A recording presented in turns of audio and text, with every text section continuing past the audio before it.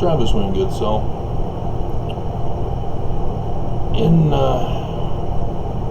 in life, we are raised in a culture where I myself was confronted with lies by my peers. I started school in Michigan, but it wasn't until I moved to Southern California that my peers started presenting me with false information and abusive information. As we were about to enter into the 80s with homophobia, as we were about to enter into the dumb blonde phase. If anybody my generation remembers that. And the counter to that, as feminism, alt-right feminism, I should clarify,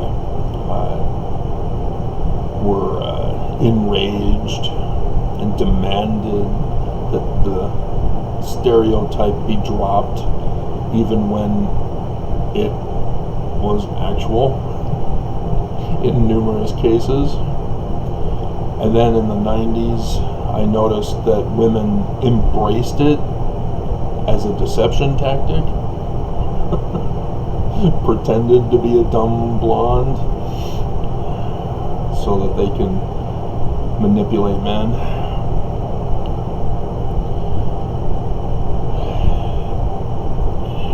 And in the church,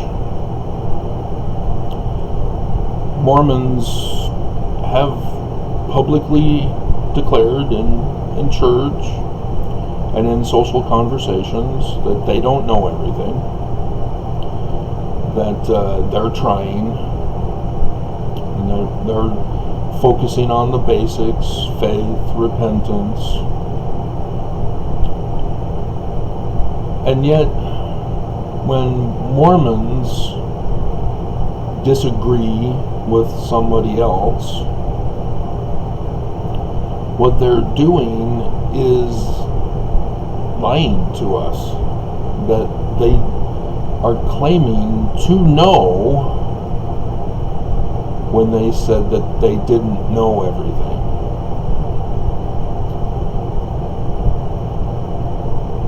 When a Mormon does not listen and just disagrees and says, that doesn't sound right, but you don't know. What do you mean? Either you know or you don't know. Which is it?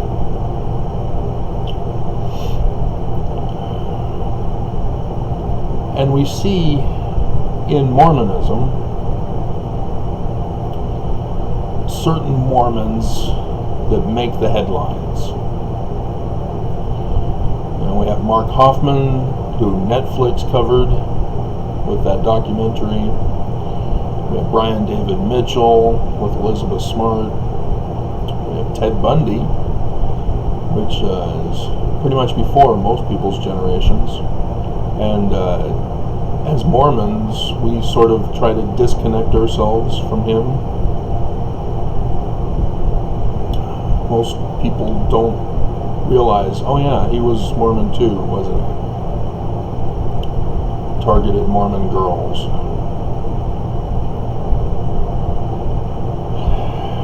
And even the latest big headlines, the Chad Daybell and Lori Vallow cases, as Lori Vallow is now being evaluated for competency in Idaho.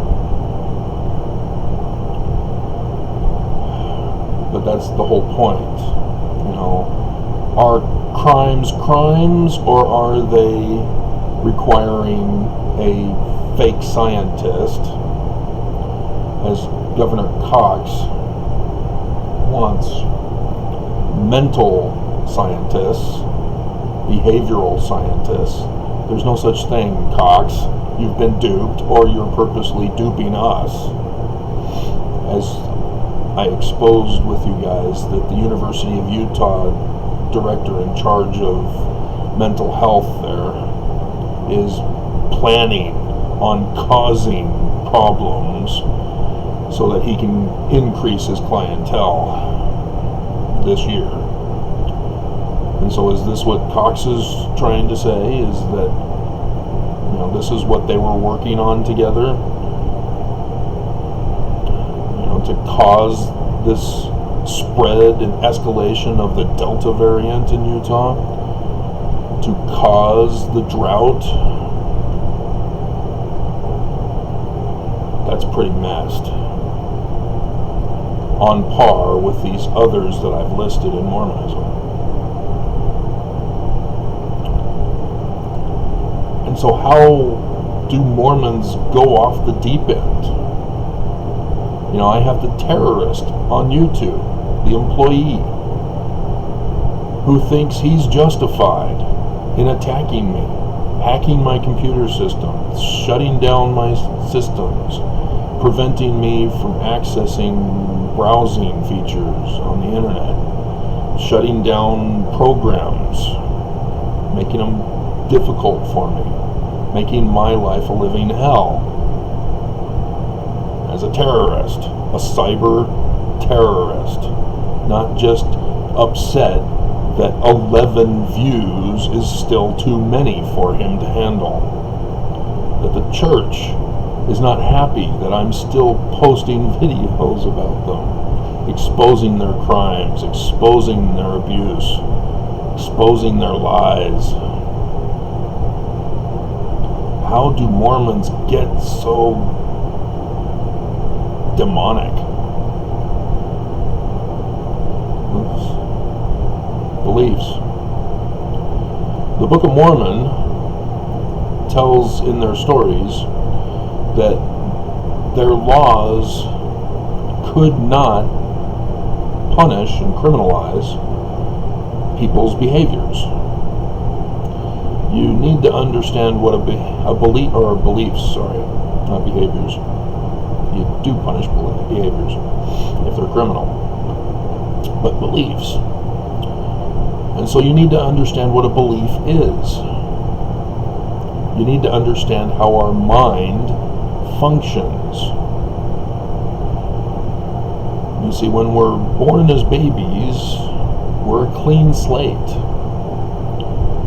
Except for the vacuuming and everything that the mom experiences, we get amplified in our little oven chamber. You know, she vacuums, we get it amplified. And so, yeah, if you want your kid to sleep through the vacuum, you need to vacuum while they're awake in the womb.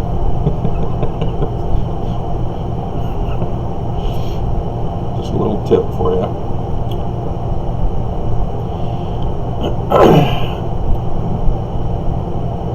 But our five senses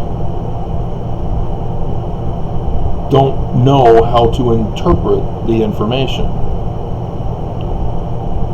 You know, as we see things, as we hear things, as we touch things, as we taste things, that's all it is. It's neutral. It's not good or bad information. It's just our senses taking the raw data and plugging it into our brain. It's when we start to learn to communicate. It's when we start to process the treatment we receive that we begin to develop a belief system. If your parents, you know, as a baby, treat you well, you feel safe, peaceful, and happy. it's not something that the baby can change on its own. If by chance you meet a crying baby, do not let it cry. Quickly force it to be happy and smile that crying away. A little twist on the primary song.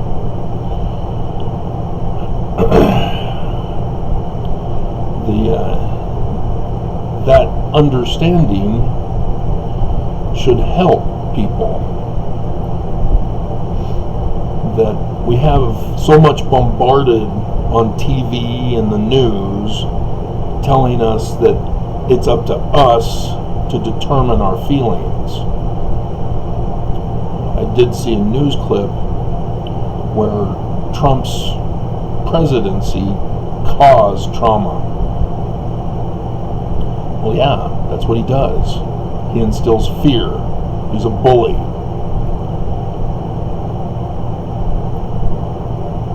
But why aren't people standing up to him? Why isn't he getting punished?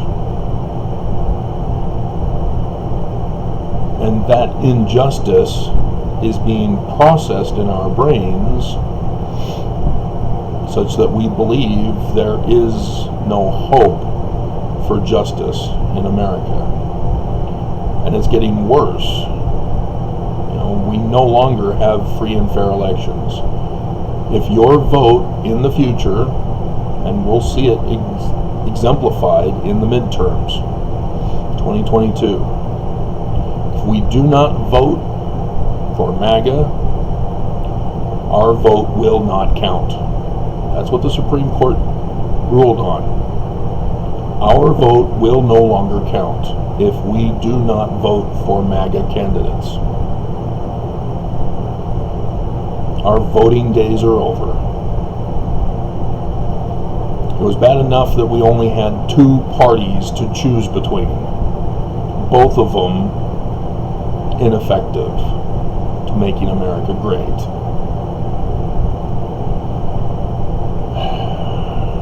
Because they didn't follow the Constitution. But here we have in the Book of Mormon, Alma chapter 12. Alma is contending with Zeezrom. There are several instances where prophets contend against antichrists. And these antichrists take advantage that there is no crime against a person's belief. And so they preach criminal behavior. Whatever you do is no crime. Survival of the fittest.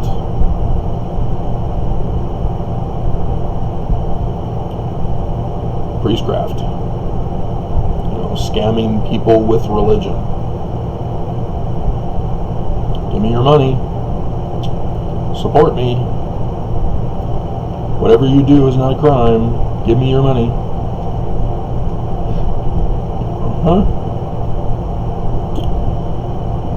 You have to pay your tithing in order to be worthy.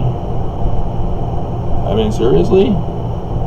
We are about to get into Alma chapter 32 about the poor Zoramites who couldn't pay their tithing and thus were kicked out of the synagogues.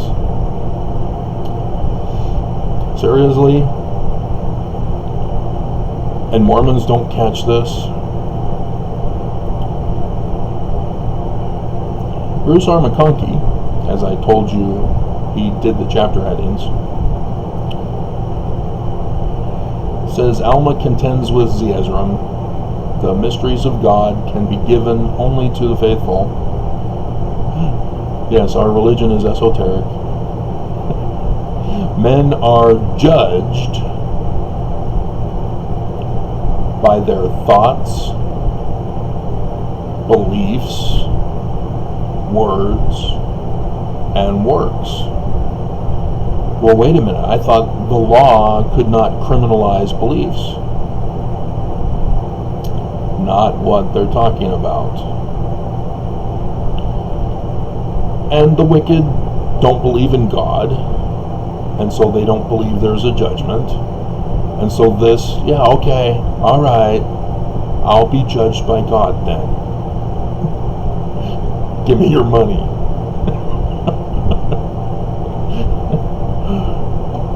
It's just a joke to them that you would give up and say, God will judge you for what you're doing. Yeah, okay. I got away with it.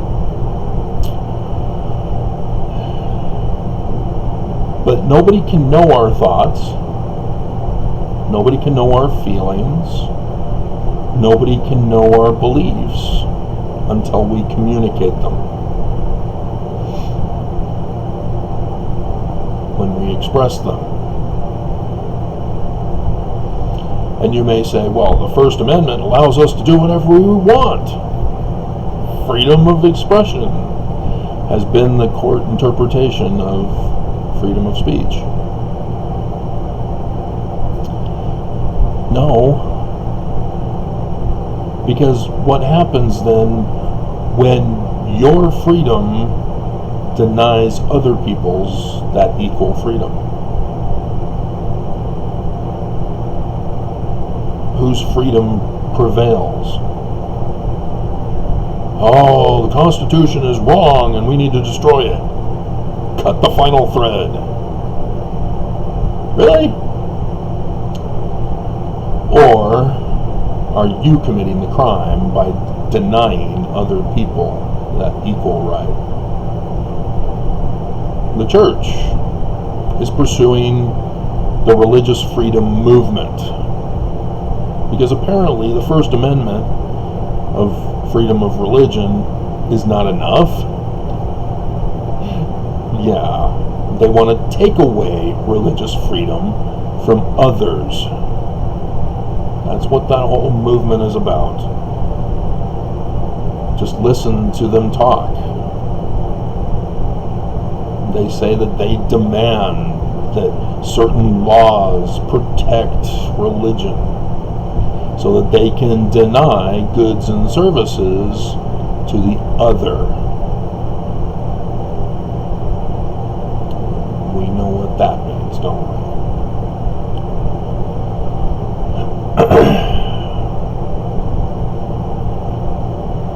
And so no, you are not free to believe whatever you want.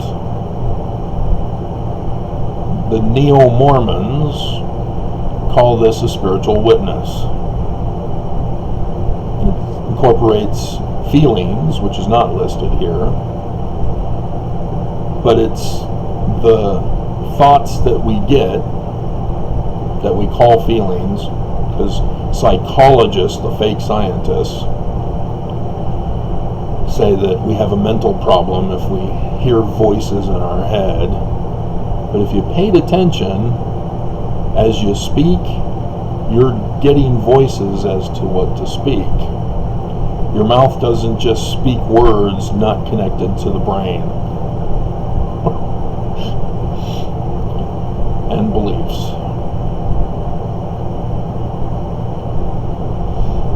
When you have an incorrect belief and you double down on it rather than doing a fact check on it, fulfilling the prophet, the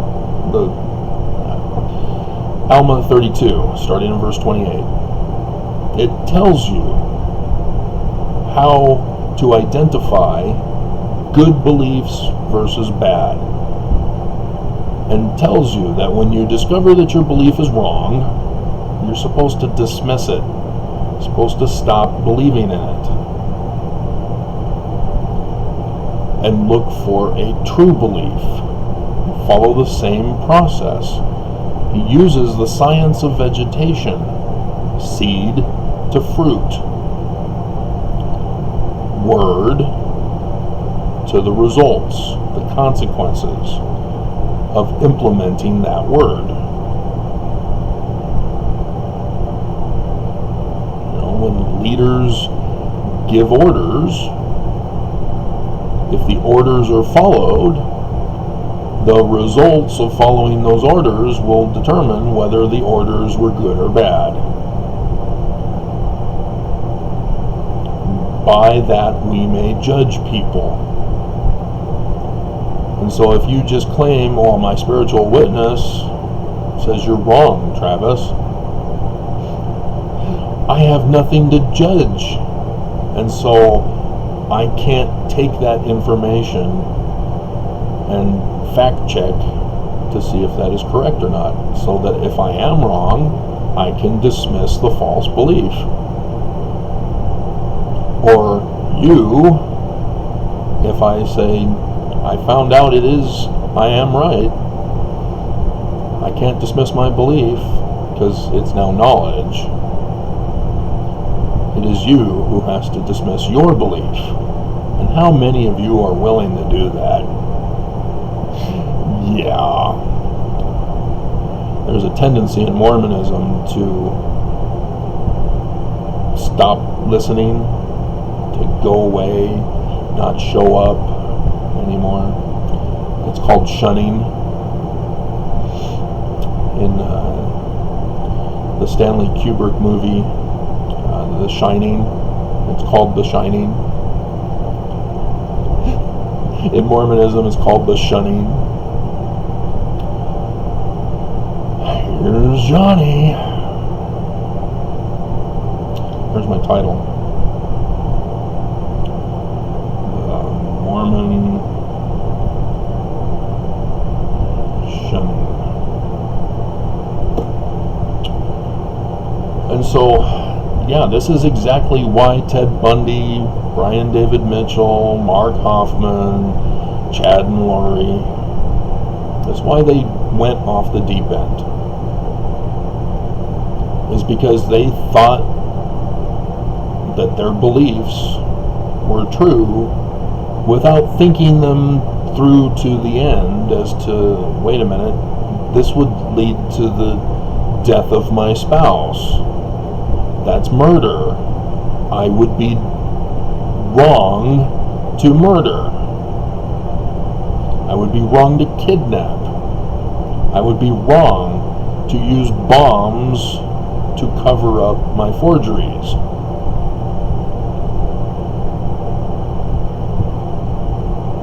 That's how they got to where they got. It's because they didn't dismiss the incorrect beliefs in their life.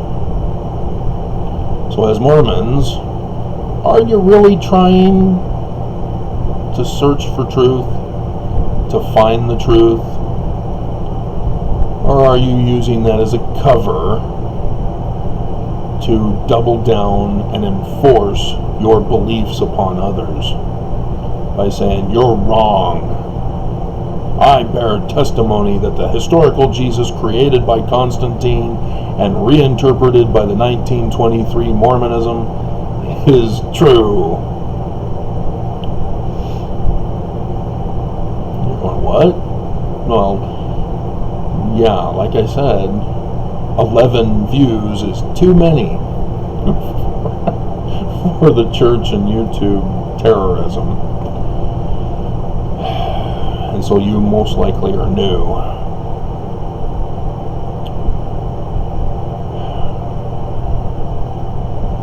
So, but yeah, even though the Book of Mormon is talking about an afterlife punishment, which the wicked are saying, yeah, I agree with that. Yeah, after I'm dead. After I've destroyed your life, after I've made your life a living hell, after I've gotten all the money I can from you. Yep. Yeah, let me be judged after I'm dead, and the money is worthless to me. So, yeah, what good is an afterlife punishment if there is no punishment on earth? You can't just lock people away claiming that they're mentally ill, which means that their beliefs are wrong. There is no mental illness. It's all a fraud. incorrectly believing, and they're forcing that incorrect belief on other people. You see it all over commercials and the press and liberals. They keep pushing for mental health. It's the exact same thing that Mormons are doing. It's the exact same thing that MAGA is doing. Pushing your beliefs, forcing everybody to accept those beliefs, rather than having people fact check so that they can judge good from evil and dismiss the bad and incorrect and wrong beliefs. It's not a complicated doctrine. You just have to follow it